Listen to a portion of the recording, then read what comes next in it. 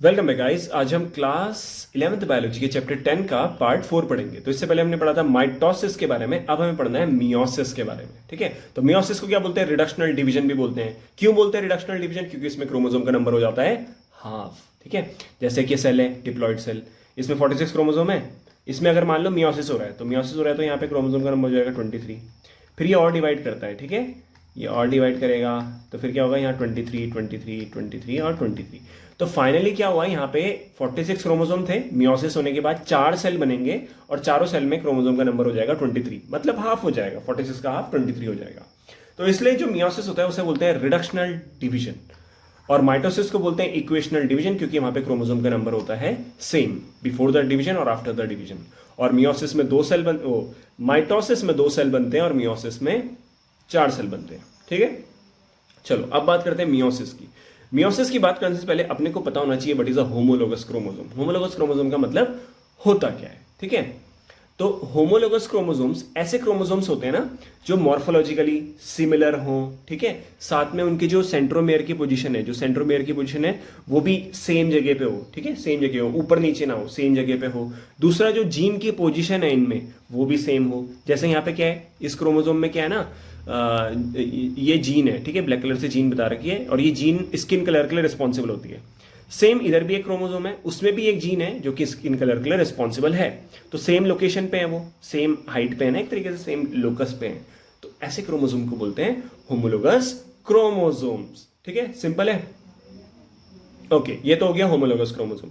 अब एक और इंपॉर्टेंट बात, इसमें क्या होता है, एक जो ये होमोलोगस क्रोमोसोम में एक जो क्रोमोसोम होता है वो मिलता है फादर से और एक मिलता है मदर से। ठीक है, एक फादर से मिलेगा, एक मदर से मिलेगा। क्लियर है? ऐसा क्यों क्या हो गया? ऐसा क्यों होता है? देखो, ऐसा क्यों होता है कि ना एक फादर से एक मदर से मिलेगा, क्योंकि यहाँ पे 23 क्रोमोसोम ये स्पर्म में, 23 क्रोमोसोम ये ओवम में। स्पर्म ओवम जब मिलते हैं तो 46 हो जाएगा, ये हो गया zygote.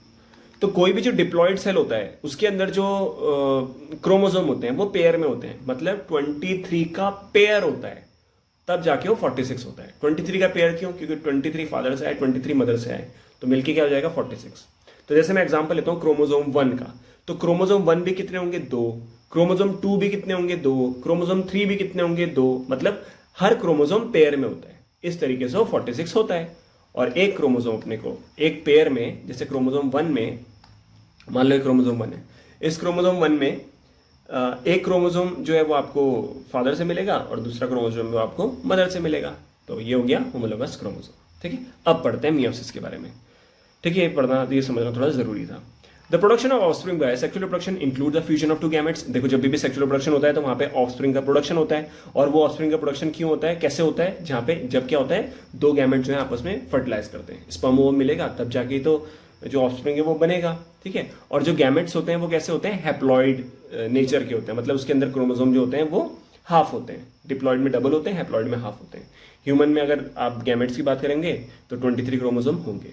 Gametes are form from specialised diploid cell. अब जो गैमेट्स होते हैं ना वो किससे बनते हैं? स्पेशलाइज्ड डिप्लॉइड सेल से। मतलब डिप्लॉइड सेल में जो कि स्पेशलाइज्ड डिप्लॉइड सेल है उसमें होगा मियोसिस, और मियोसिस होने के बाद बन जाएगा हैप्लॉइड सेल्स जो कि गैमेट्स हैं।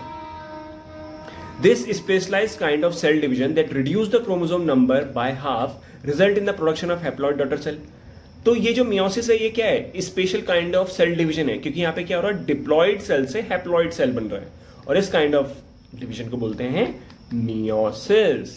ठीक है, और meiosis ensure the production of haploid phase in the life cycle of sexually reproducing organism. जैसे हम सेक्सुअली रिप्रोड्यूसिंग ऑर्गेनिज्म में ह्यूमन, तो हम में हैप्लॉइड फेज कब आएगा? हैप्लॉइड फेज तभी आएगा जब गैमेट का फॉर्मेशन होगा, क्योंकि हमारी बॉडी के अंदर गैमेट्स को छोड़ के और कोई भी सेल हैप्लॉइड नहीं होता है। ठीक है, और whereas fertilisation restore the diploid phase. Simple है, ये 23 क्रोमोसोम स्पर्म में, 23 क्रोमोसोम ओवम में जब ये मिलेंगे तो 46 हो जाएगा। तो ये फर्टिलाइजेशन हुआ, स्पर्म ओवम मिले तो फर्टिलाइजेशन हो गया, और फर्टिलाइजेशन होने की वजह से ही क्या होता है, जो डिप्लॉइड आपका जो डिप्लॉइड फेज है वो दोबारा आ जाता है। मतलब जो सेल के अंदर डिप्लॉइड क्रोमोसोम्स हैं वो दोबारा आ जाते हैं after fertilisation. We come across meiosis during gametogenesis in plants and animals. तो एनिमल्स और प्लांट में जब गैमेट का फॉर्मेशन होता है ना, गैमेट के फॉर्मेशन को ही बोलते हैं गैमेटोजेनेसिस प्रोसेस को, तो उसमें मियोसिस होगा। This lead to the formation of haploid gametes, और इसी वजह से क्या होता है, हैप्लॉइड गैमेट्स का फॉर्मेशन होता है। The key features of meiosis are as follow. अब मियोसिस के क्या क्या फीचर हो सकते हैं? पहला क्या है, meiosis involves two sequential cycle of nuclear and cell division called meiosis 1 and meiosis 2, but only a single cycle of DNA replication. Important है, माइटोसिस सिंगल स्टेप में होता है, मियोसिस 2 स्टेप में होता है। मियोसिस का जो पहला स्टेप है उसको बोलते हैं मियोसिस 1। मियोसिस 1 में भी न्यूक्लियस का डिवीजन होगा और फिर सेल का डिवीजन होगा। फिर दूसरा स्टेप कौन सा है, मियोसिस 2। मियोसिस 2 में भी न्यूक्लियस का डिवीजन होगा, फिर सेल का डिवीजन होगा। बट लेकिन ये जो पूरी चीज हो रही है ना, मियोसिस 1 मियोसिस 2, यहाँ पे क्या होगा ना, इस पूरे मतलब मियोसिस में सिर्फ एक ही जगह पे डीएनए का रिप्लिकेशन होगा, सिर्फ एक ही बार डीएनए का रिप्लिकेशन होगा, और वो कब होता है, ड्यूरिंग एस फेज। तो ऐसे समझते हैं, देखो ये एक डिप्लॉइड सेल है, इस डिप्लॉइड सेल में ये अभी जीवन में है, ठीक है। जीवन आपको पता है इंटरफेज होता है ना, इंटरफेज में जीवन एस और G2 होता है। तो ये एक सेल है जो कि डिप्लॉइड सेल है, ये पहले अभी जीवन में है, फिर ये एस में गया, एस में जाते ही क्या होगा, यहाँ पे डीएनए का रिप्लिकेशन हो जाएगा, ठीक है, और फिर ये चले जाएगा G2 में, और G2 के बाद फिर ये चले जाएगा मियोसिस 1 में, ठीक है, मियोसिस 1 में एंटर कर जाएगा। तो मियोसिस 1 में एंटर करने से पहले जो डीएनए है उसका रिप्लिकेशन हो चुका है एस फेज में, ठीक है। Then meiosis 1 is initiated after parental chromosome has replicated to produce identical sister chromatid at the S phase। अब बात समझते हैं, देखो ये एक डिप्लॉइड सेल है, ये हमने जर्म सेल लिया। जर्म सेल कौन सा होता है, जो गैमेट बनाता है वो सेल होता है जर्म सेल। ये डिप्लॉइड है, मतलब इसमें क्रोमोसोम का नंबर है 46। एग्जांपल ले लेते हैं, ह्यूमन का 46 है, तो ये डिप्लॉइड है, जिसे 2n भी लिखते हैं। अब यहाँ पे मैंने क्रोमोसोम 1 बता रखा, ठीक है, एक ही क्रोमोसोम से समझेंगे इसको। क्रोमोसोम 1 कितने होंगे, 2 होंगे। हमें पता है डिप्लॉइड सेल में हर क्रोमोसोम की 2 कॉपी होती है, तो क्रोमोसोम 1 की भी 2 कॉपी हो गई, एक कॉपी ये हो गई और एक कॉपी ये हो गई। एक कॉपी अपने को पैटर्नल मतलब फादर से मिलेगी और एक कॉपी अपने को मदर से मिलेगी। सिंपल है ना। अब ये इंटरफेज में अभी सेल, इंटरफेज में ये एस फेज में जाएगा। एस फेज में क्या होता है, डीएनए का रिप्लिकेशन होता है। अब यहाँ पे जब भी डीएनए का रिप्लिकेशन होता है तो ऐसे है ना, ये अभी क्रोमोसोम, इसमें क्या होगा, ये इस तरीके से सिस्टर क्रोमेटिड बन जाता है, पता ही है आपको, ठीक है। ये हमने पार्ट 1 में समझा था ये चीज। ये इस तरीके से क्या होगा, सिस्टर क्रोमेटिड बन जाएगा। तो ऐसे है ना। अभी ये क्रोमोसोम 1 है, ठीक है। आफ्टर एस फेज क्या होगा, क्रोमोसोम 1 में यहाँ पे ये अलग से बन जाएगा क्रोमेटिड, ये भी अलग से क्रोमेटिड बन जाएगा, क्योंकि डीएनए का रिप्लिकेशन हुआ है। तो इन दोनों को क्या बोलते हैं, सिस्टर क्रोमेटिड। इन दोनों को क्या बोलते हैं, sister chromatid. Obviously sister chromatid बोलते हैं। और इसको, ठीक है, इधर का जो क्रोमोसोम है और इधर का जो क्रोमोसोम है उसमें अलग अलग जो ये क्रोमेटिड है, ये वाला क्रोमेटिड और ये वाला क्रोमेटिड, इसको बोलते हैं नॉन सिस्टर क्रोमेटिड्स, ठीक है, नॉन सिस्टर क्रोमेटिड्स। तो ये दोनों तो हो गए सिस्टर क्रोमेटिड, और नॉन सिस्टर कौन से होंगे, जो ये लिखा भी है नॉन सिस्टर क्रोमेटिड, ये वाला और ये वाला, ठीक है। अब ये आ जाएगा मियोसिस 1 में, और अपने को पता है मियोसिस 1 में न्यूक्लियस का भी डिवीजन होगा और साथ में किसका डिवीजन होगा, सेल का डिवीजन होगा। तो 2 सेल बन जाएंगे मियोसिस 1 में। तो मियोसिस 1 में यहाँ पे 2 सेल बन गए। अब ये जो 2 सेल बने, इसमें अगर आप देखोगे तो सेपरेशन हो गया। ये जो क्रोमोसोम 1 है ये यहाँ चले गया, और ये वाला जो क्रोमोसोम 1 है ये यहाँ चले गया, ठीक है। तो इस तरीके से क्या हुआ, इस सेल में अगर आप देखोगे, बड़ा ध्यान से समझना, इस सेल में अगर आप देखोगे तो क्रोमोसोम 1 की कितनी कॉपी थी, 2 कॉपी थी, मतलब ये डिप्लॉइड सेल था। बट इस सेल में क्रोमोसोम 1 की कितनी कॉपी है, 1 कॉपी है। तो ये क्या होगा, हैप्लॉइड, और ये भी क्या होगा, हैप्लॉइड। तो डिप्लॉइड से इस तरीके से हैप्लॉइड सेल यहाँ पे बन गया, ठीक है, क्लियर, सिंपल, ओके। अब एक ये पॉइंट देखते हैं, meiosis involve pairing of homologous chromosomes and recombination between non sister chromatids of homologous chromosomes. हमने क्या पढ़ा था, नॉन सिस्टर क्रोमेटिड्स, ठीक है। नॉन सिस्टर क्रोमेटिड्स कौन सी थी, ये थी नॉन सिस्टर क्रोमेटिड्स। ये जो नॉन सिस्टर क्रोमेटिड्स है ना, ये रिकॉम्बिनेशन करती है आपस में। ये हमने डिटेल में आगे पढ़ना है, थोड़ा आइडिया ले रहे हैं हम खाली। ये क्या होगा ना, ऐसे देखते हैं, ये नॉन सिस्टर क्रोमेटिड ना आपस में ऐसे ज्वाइन होंगी, ठीक है। अरे यार क्या कर दिया है, एक मिनट, ये देखो ऐसे ऐसे ऐसे और ऐसे, और दूसरा ये अलग भी क्रोमोसोम बना देता हूँ एक, ऐसे, ठीक है। ये 2 नॉन सिस्टर क्रोमेटिड्स ये आपस में ना मिल जाती है, ये आपस में क्या हो जाती है, मिल जाती है, ज्वाइन हो जाती है ऐसे करके, ठीक है। तो जहाँ पे ज्वाइन होती है ना, वहाँ पे क्या होता है, ये यहाँ पे रिकॉम्बिनेशन होता है। रिकॉम्बिनेशन होने का मतलब है कि जो ये नॉन सिस्टर कम्युनिटेड है, ये दो नॉन सिस्टर कम्युनिटेड, ये जब मिलेंगी ना तो क्या होगा, इस वाले क्रोमोसोम का, इस वाले सिस्टर कम्युनिटेड, इस वाले क्रोमेटिड का जो जेनेटिक मटेरियल है वो इसमें ट्रांसफर हो जाएगा, और इस वाले का जो जेनेटिक मटेरियल है वो इसमें ट्रांसफर हो जाएगा। इसको देखते हैं यहाँ पे, हमने यहाँ पे नीले कलर, रेड कलर, यार क्या आराम से बोलता हूँ मैं, यहाँ पे ये ब्लू कलर है और यहाँ पे ये दूसरा कलर हो गया ब्राउन, ठीक है। तो क्या हुआ यहाँ पे, इनमें नॉन सिस्टर कम्युनिटेड से ज्वाइन होंगे, तो नॉन सिस्टर कम्युनिटेड ज्वाइन होने से क्या होगा कि एक क्रोमोसोम का कुछ पोर्शन इधर चले जाएगा, दूसरे क्रोमोसोम का कुछ पोर्शन इधर चले जाएगा। जैसे ये वाला जो कलर है, ये वाला जो कलर है वो देखो थोड़ा बहुत यहाँ आ गया नीले वाले में, और जो नीला वाला कलर है वो थोड़ा बहुत इधर आ गया। तो इसमें क्या हुआ, ये जेनेटिक मटेरियल का एक्सचेंज हो गया, ठीक है। Then 4 haploid cells are form at the end of meiosis second. फिर ये मियोसिस 1 में 2 सेल बनेंगे, फिर मियोसिस 1 में जो 2 नए सेल बने वो कहाँ चले जाएंगे, मियोसिस 2 में चले जाएंगे। मियोसिस 2 में फिर से न्यूक्लियस का डिवीजन होगा और सेल का डिवीजन होगा, जिससे यहाँ पे क्या होगा, 4 हैप्लॉइड सेल्स बन जाएंगे इस तरीके से। अब 4 हैप्लॉइड सेल भी देखो कैसे बनेंगे यहाँ पे ये इस तरीके से था ना, ये देखो ऐसे करके था ये, ठीक है, ऐसे, ये क्रोमोसोम 1 है। तो अब इसमें क्या होगा, सेपरेशन हो जाएगा इन सिस्टर क्रोमेटिड्स का, ये सिस्टर क्रोमेटिड्स है, ये सेपरेट हो जाएंगे मियोसिस 2 में। तो क्या होगा, एक सेल के अंदर ये ऐसे ये चले जाएगा, एक ये सिस्टर क्रोमेटिड सेपरेट होकर यहाँ चले जाएंगे, एक इधर चले जाएंगे। तो ये भी क्रोमोसोम 1 हो गया, ये भी क्रोमोसोम 1 हो गया, और ये भी क्रोमोसोम 1 ही था, बट लेकिन इसमें क्या था, जो डीएनए वो डबल हो रखा था, जिस वजह से यहाँ पे सिस्टर क्रोमेटिड बन रखा था। सिंपल सिंपल सी बात है, ठीक है। तो इधर भी एक सेल के अंदर क्रोमोसोम 1 है, देखो यहाँ, इधर भी एक सेल के अंदर क्रोमोसोम 1 है, और इधर भी एक सेल के अंदर क्रोमोसोम 1 ही है, बट यहाँ पे सिस्टर क्रोमेटिड नहीं है, क्योंकि वही तो सेपरेट हुए हैं ना, सिंपल।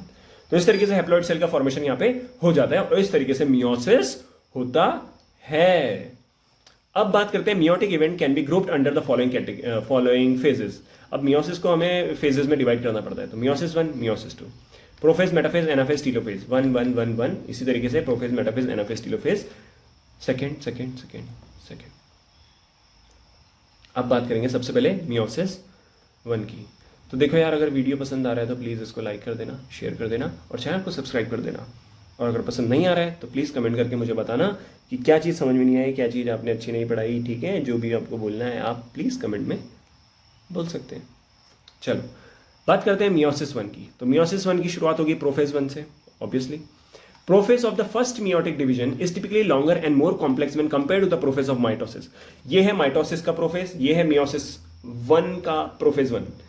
अब माइटोसिस के प्रोफेज को मियोसिस के प्रोफेज से जब आप कंपेयर करेंगे तो आप पाएंगे कि जो मियोसिस का प्रोफेज 1 है वो ना बहुत ज़्यादा कॉम्प्लेक्स है और लॉन्गर है, मतलब लंबा टाइम, ज़्यादा टाइम तक रहता है। इट हैज़ बीन फर्दर सब डिवाइडेड इनटू फॉलोइंग 5 फेजेस। तो देखो यहाँ पे सीधी बात है ना, कॉम्प्लेक्स है, इसीलिए पता चल रहा है कि जो प्रोफेज 1 है वो 5 और क्या होता है, 5 जो होते हैं फेजेस में डिवाइड हो जाता है based on chromosomal behaviour. Chromosomal behaviour के बेसिस पे हम मियोसिस 1 प्रोफेज 1 को डिवाइड कर देते हैं 5 फेजेस में: leptotene, zygotene, pachytene, diplotene and diakinesis.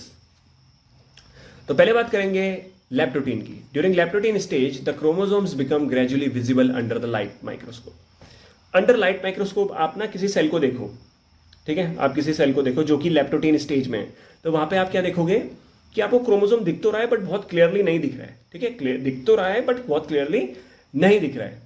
The compaction of chromosomes continue through out leptotene. जो लेप्टोटीन है ना, लेप्टोटीन स्टेज, वहां पे ना क्रोमोसोम्स अभी भी कॉम्पैक्ट हो रहे हैं, मतलब क्या बोलते हैं उसे, कंडेंस हो रहे हैं।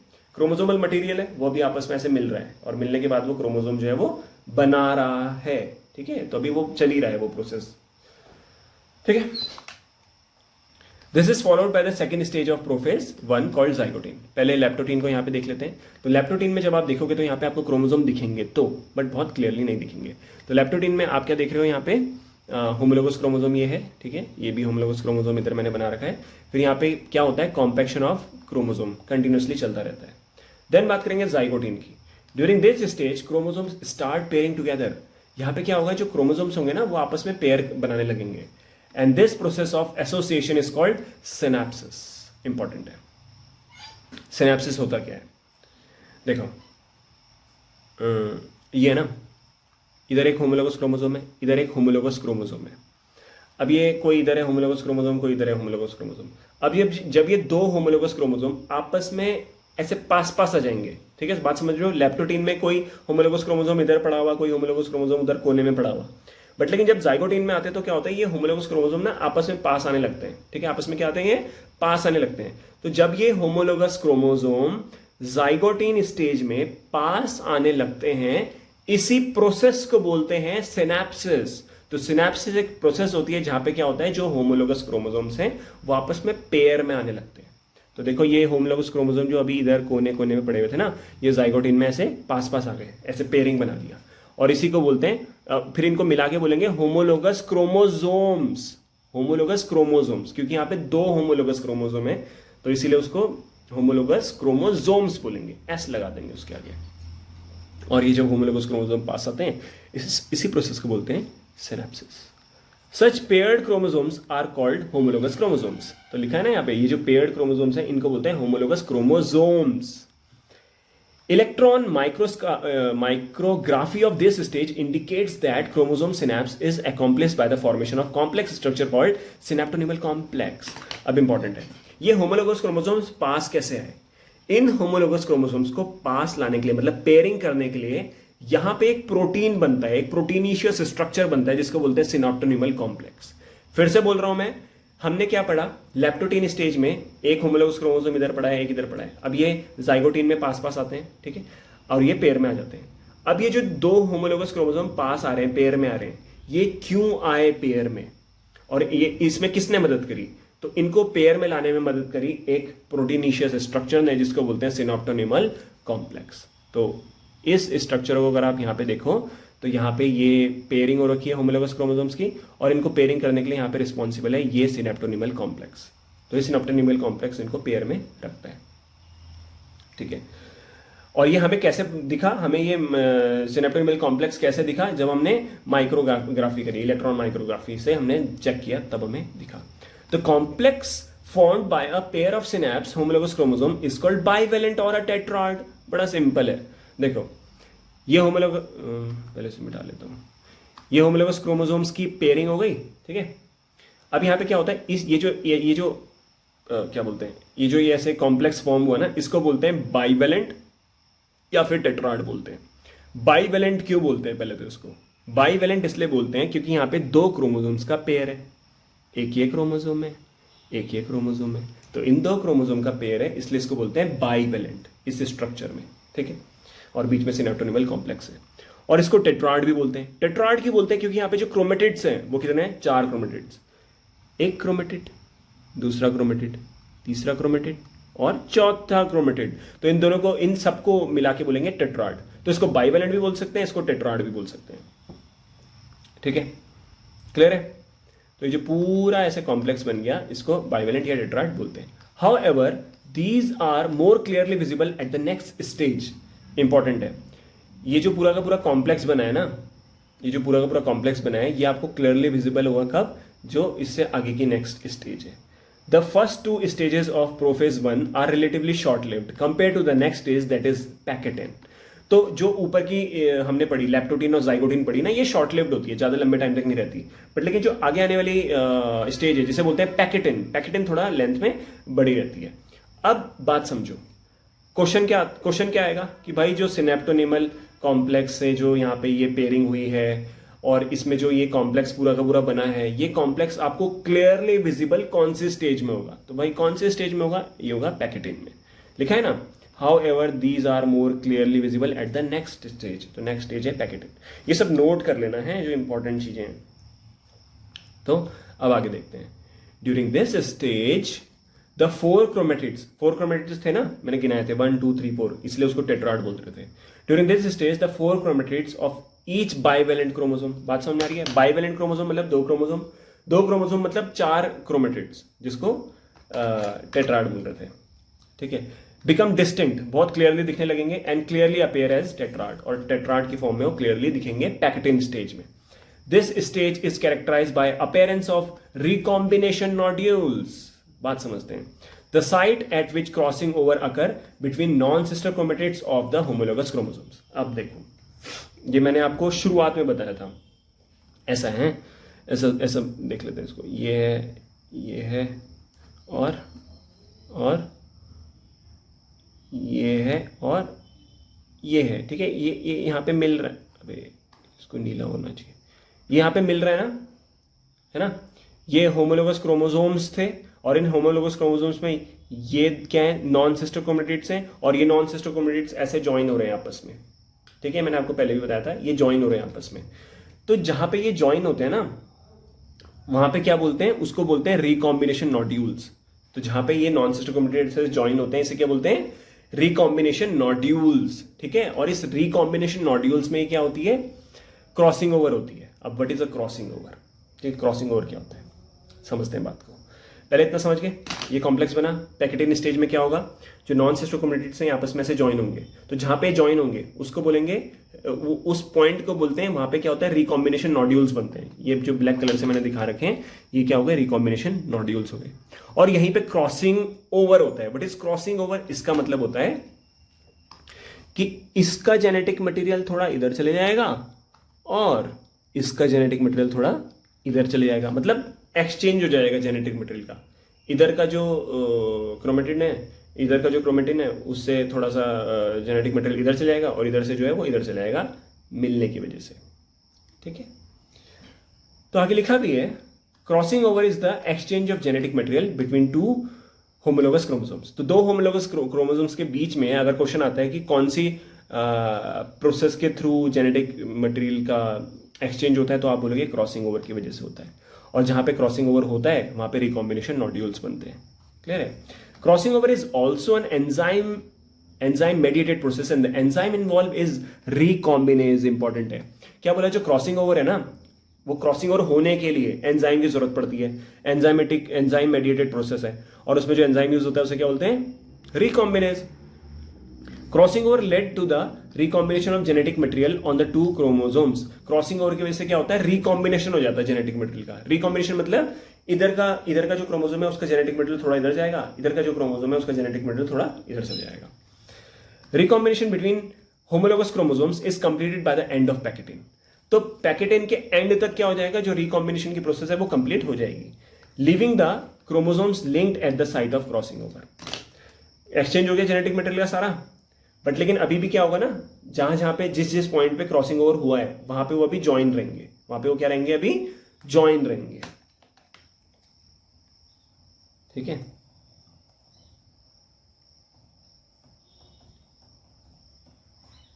ओके, देन आगे देखते हैं। अब बात आती है डिप्लोटिन की। The beginning of diplotene is recognised by the dissolution of synaptonemal complex. बताओ सिनेप्टोनिमल कॉम्प्लेक्स का काम क्या था, मैं सुन रहा हूं। सिनेप्टोनिमल कॉम्प्लेक्स का काम था, क्या था, सिनेप्टोनिमल कॉम्प्लेक्स का काम था दो जो होमोलोगस क्रोमोसोम्स हैं उनको पास लाना था, ठीक है। अब यहाँ पे डिप्लोटिन जब शुरू होता है, डिप्लोटिन की बिगिनिंग में क्या होता है, जो ये सिनेप्टोनिमल कॉम्प्लेक्स है ना, जो दो होमोलोगस क्रोमोसोम्स को पास रख के रख रहा था, वो सिनेप्टोनिमल कॉम्प्लेक्स अब क्या हो जाएगा, डिसोल्यूशन हो जाएगा। मतलब सिनेप्टोनिमल कॉम्प्लेक्स जो है यहाँ पे ब्रेक हो जाएगा, जिसकी वजह से क्या होगा, जो ये होमोलोगस क्रोमोसोम्स है अब ये दूर चले जाएंगे, है ना। सिनेप्टोनिमल कॉम्प्लेक्स इनको पास रखने का काम कर रहा था, बट अब सिनेप्टोनिमल कॉम्प्लेक्स जो है वो तो ब्रेक हो गया, जिसकी वजह से होमोलोगस क्रोमोसोम दूर हो जाएंगे। अब देखो, and the tendency of recombined homologous chromosomes of the bivalent to separate from each other except the site of crossing over। ये अभी पास पास है, ये जो क्रोमोसोम्स है होमोलोगस क्रोमोसोम, ये पास पास है, बट अभी ये सिनेप्टोनिमल कॉम्प्लेक्स का डिसोल्यूशन हो जाएगा, जिसकी वजह से ये होमोलोगस क्रोमोसोम्स अब दूर दूर जाएंगे, ठीक है। बट ऊपर से तो ये दूर दूर चले जाएंगे, बट नीचे जहां पे ना, इनमें जिस पॉइंट पे क्रॉसिंग ओवर हो रखा है, जिस पॉइंट पे ये नॉन सिस्टर क्रोमेटिड से मिल रखे थे, वहां से वो दूर नहीं जाएंगे। बात समझ में आ रही है ना। ऊपर से तो ये होमोलोगस क्रोमोसोम्स दूर चले जाएंगे, बट नीचे से तो ज्वाइन है ना, तो जहां पे ज्वाइन है ना वहां से वो दूर नहीं जाएंगे, मतलब वो ज्वाइनिंग अभी भी रहेगा, बाकी वो दूर हो जाएंगे क्योंकि सिनेप्टोनिमल कॉम्प्लेक्स ब्रेक हो गया। These X shaped structure are called कायस्माटा।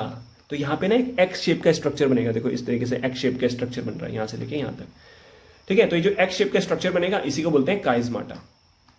और ये कायस्माटा क्यों बना, क्योंकि सिनेप्टोनिमल कॉम्प्लेक्स जो है वो ब्रेक हो गया, जिसकी वजह से जो होमोलोगस क्रोमोसोम्स है वो दूर दूर चले गए, और नीचे ज्वाइनिंग थी तो वो ज्वाइनिंग थी नॉन सिस्टर क्रोमेटिड्स की, वो सेपरेट नहीं हो पाए, जिसकी वजह से नीचे एक एक्स शेप का स्ट्रक्चर ऐसे बन गया।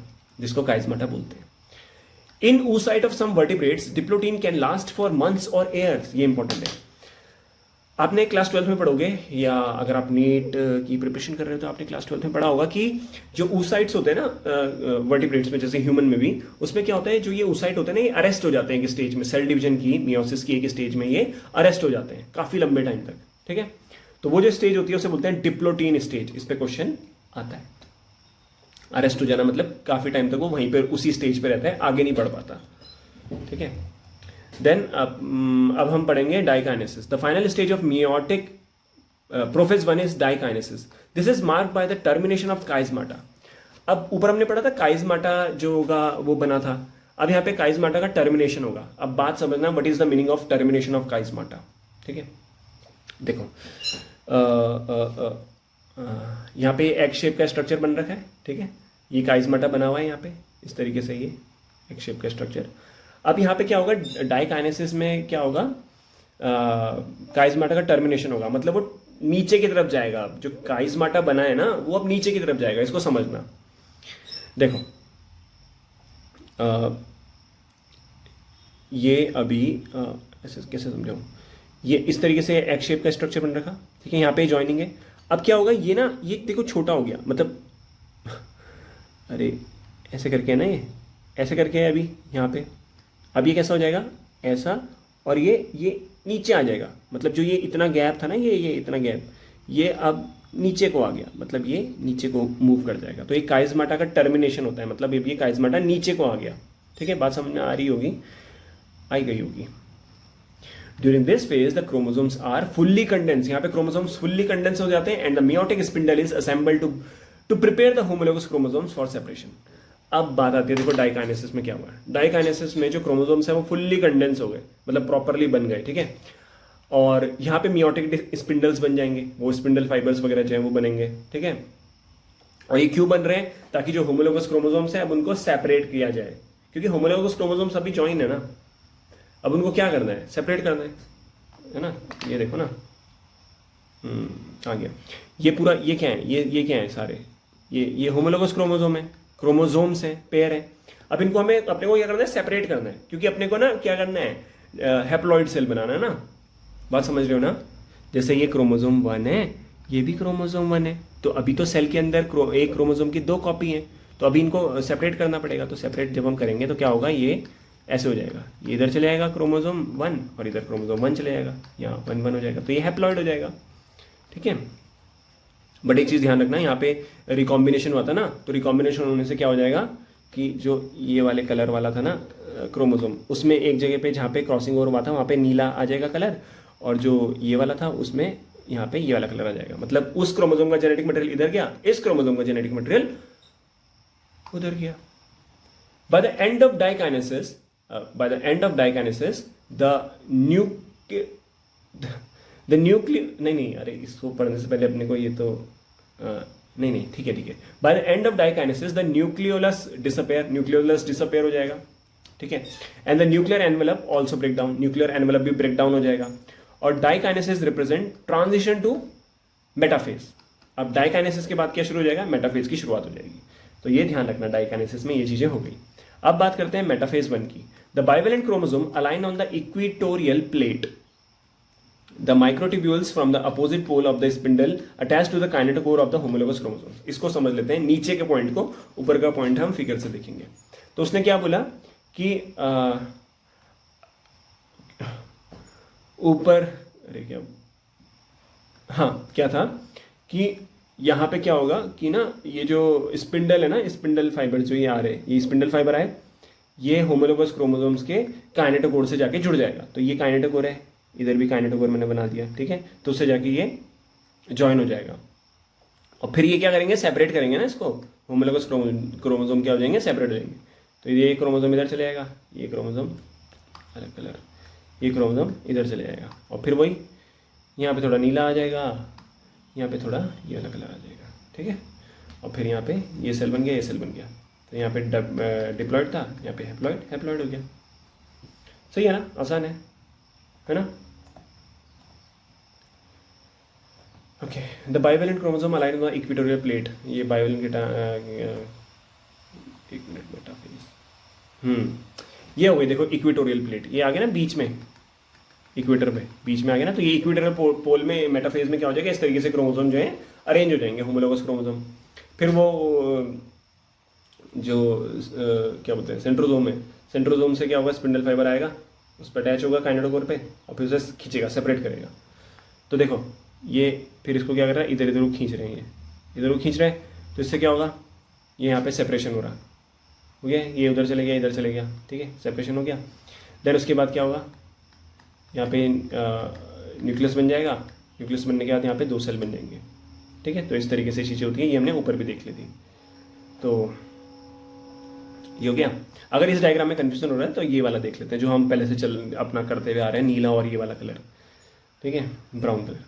तो यहाँ पे होमोलोगस क्रोमोसोम्स हैं, यहाँ पे ये क्रॉसिंग ओवर हो रखा है यहाँ पे, ठीक है ना।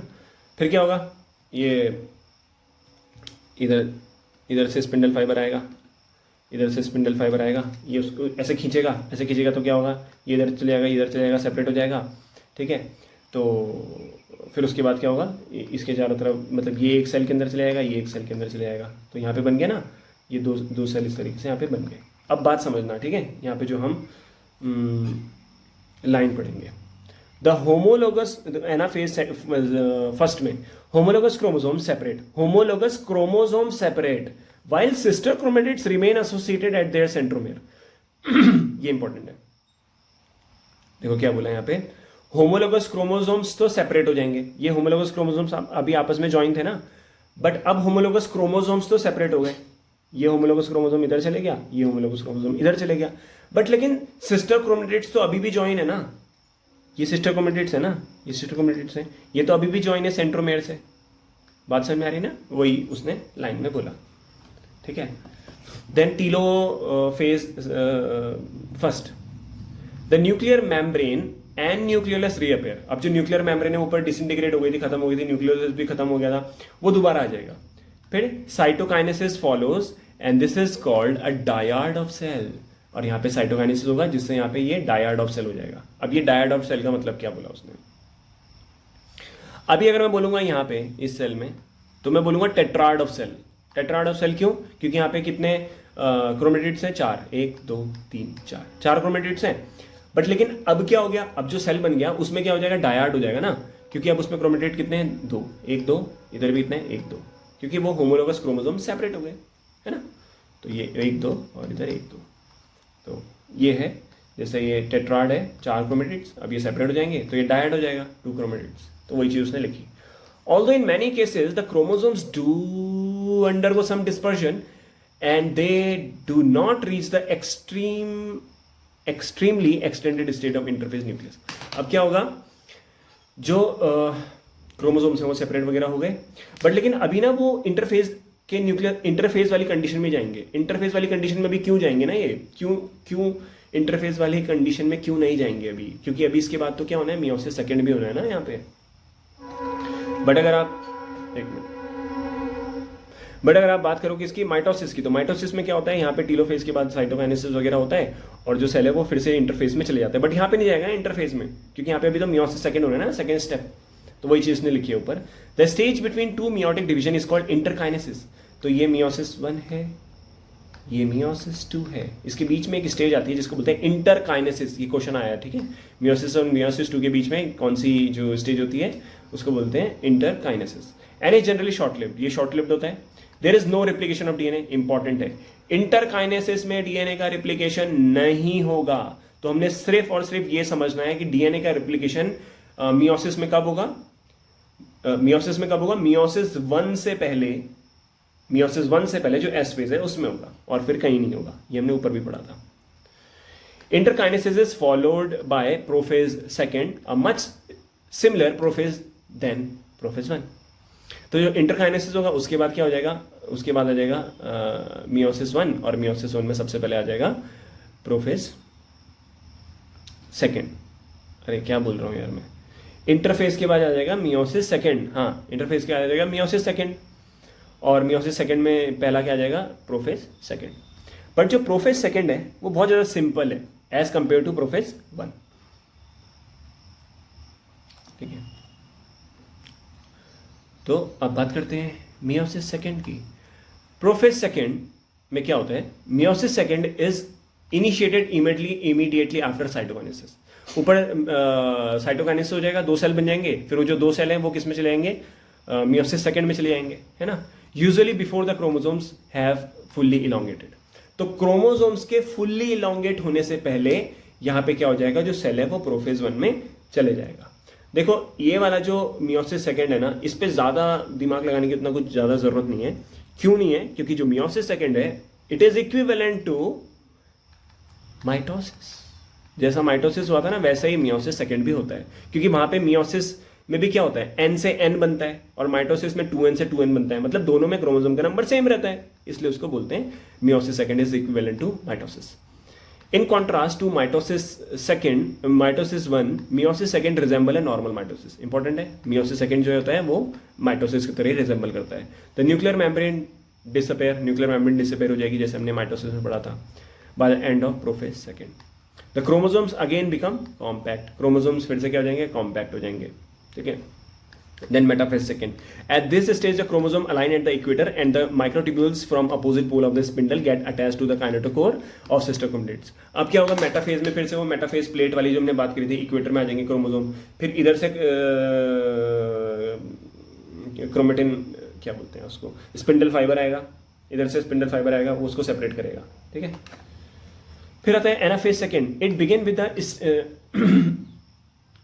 Begin with the simultaneous splitting of the centromere. हमने पढ़ा था सेंट्रोमेयर का स्प्लिटिंग हो जाती है of each chromosomes which was holding the sister chromatids together, allowing them to move towards opposite pole of the cell. फिर ये जो सेंट्रोमेयर स्प्लिट हो जाता है तो क्या होता है, जो ये सिस्टर क्रोमेटिड्स होते हैं ये अपोजिट जाने लगते हैं, क्योंकि यहाँ पे सिस्टर क्रोमेटिड्स का सेपरेशन हो जाता है ना।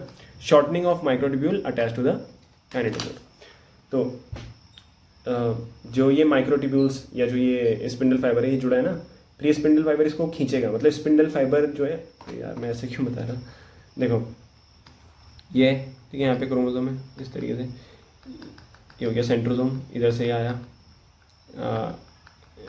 माइक्रोट्यूब्यूल्स। अब माइक्रोट्यूब्यूल्स का लेंथ जो है वो ना छोटा होता रहेगा, शॉर्ट होता रहेगा, तो शॉर्ट होने से क्या होगा, क्रोमोसोम इधर खींचेंगे, है ना, क्रोमोसोम जो है वो अपोजिट पोल में खींचेंगे, तो जिसकी वजह से क्या होगा, जो सिस्टर क्रोमेटिड्स हैं वो क्या हो जाएंगे, सेपरेट हो जाएंगे, ठीक है।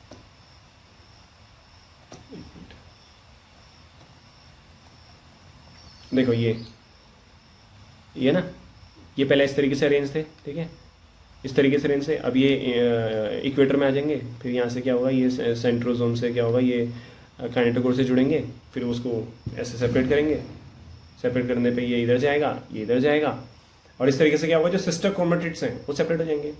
और बात समझ में आ रही है ना, ये ऐसे करके है ना, ये अब ये सेपरेट हो जाएगा, तो ये ऐसे अलग हो जाएगा, ये ऐसे अलग हो जाएगा, तो ये एक सेल में चले जाएगा, ये एक सेल में चले जाएगा, सिंपल।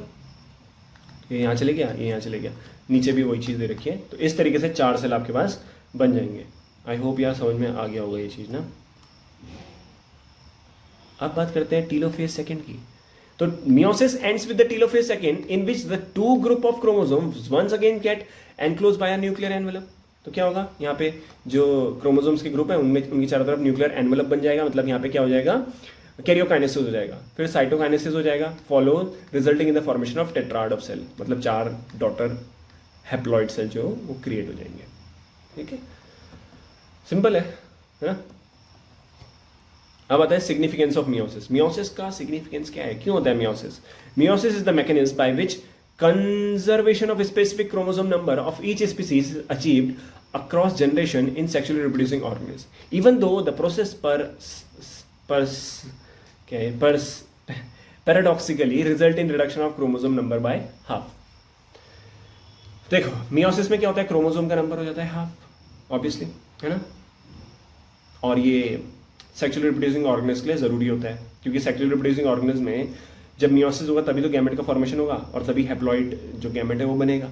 बट वो कह रहा पैराडॉक्सिकली मतलब ये कॉन्ट्राडिक्टरी नहीं हो गया कि यहाँ पे क्रोमोसोम का नंबर हाफ हो रहा है, तो फिर क्रोमोसोम का नंबर दोबारा कैसे रिस्टोर होगा? तो दोबारा क्रोमोसोम का नंबर रिस्टोर कैसे होता है, ये मेल है ये फीमेल है, इसमें 46 जर्म सेल है, ठीक है, इनमें मियोसिस होगा, ये बन गए गैमेट बन गए। अब फिर से कैसे हो जाएगा रिस्टोर भाई, ये फर्टिलाइजेशन होगा, जाइगोट बनेगा, फिर से 46 हो जाएगा। तो ये इस तरीके से यहाँ पे ये जो है ये चीज़ें हो जाती है। तो ये उस ऊपर वाली लाइन का मतलब था। It also increase the genetic variation in the population of organism from one generation to the next.